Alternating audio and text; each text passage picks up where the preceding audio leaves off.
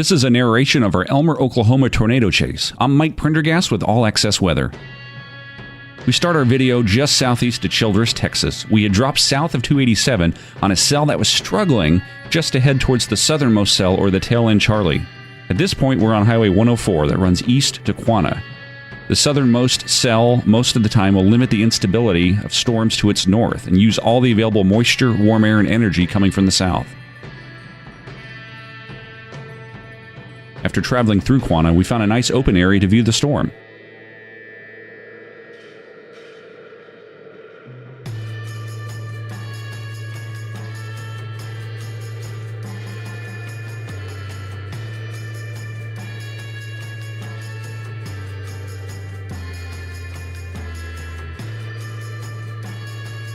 The storm is still outflow dominant, as you can tell from the anemometer on our friend's vehicle with Minuteman Disaster Response.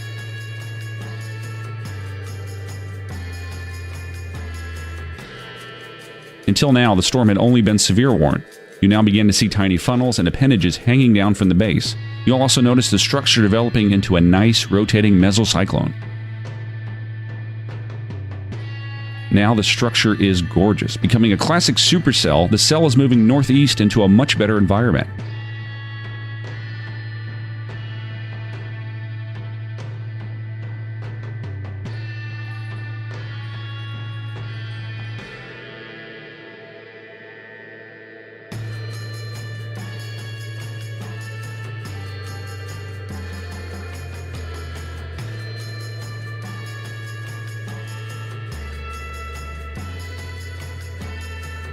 The lower level jet and vorticity max is about to kick in big time. It's moving into an area with more deep layer shear as well, giving it that classic barber pole appearance.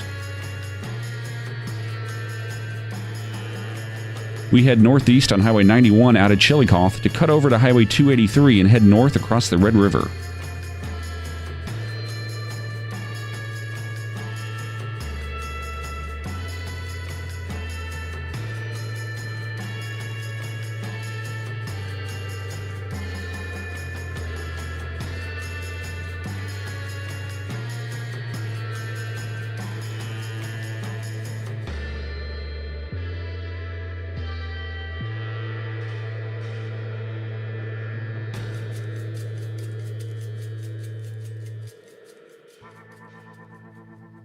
We stop outside the town of Odell, Texas, and look to our west-northwest to get a better view of the storm.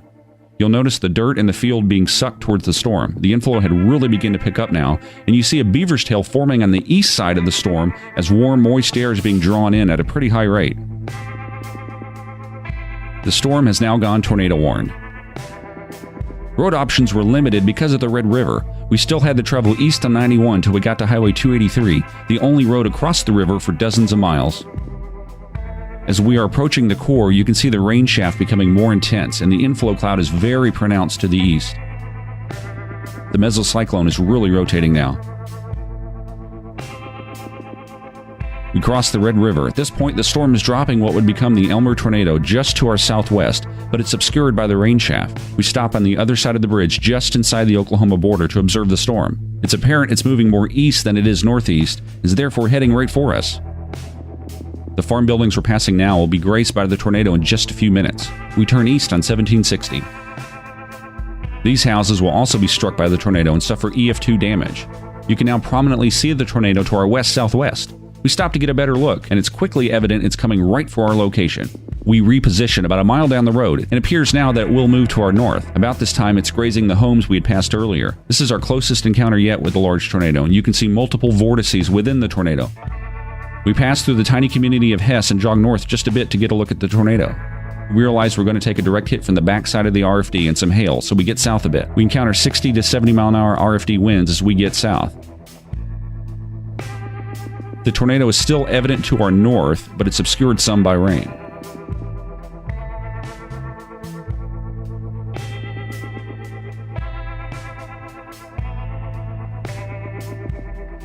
After watching it for some time, we then head back north and then west to the area we just came from to check on damage and to see if anyone needs help.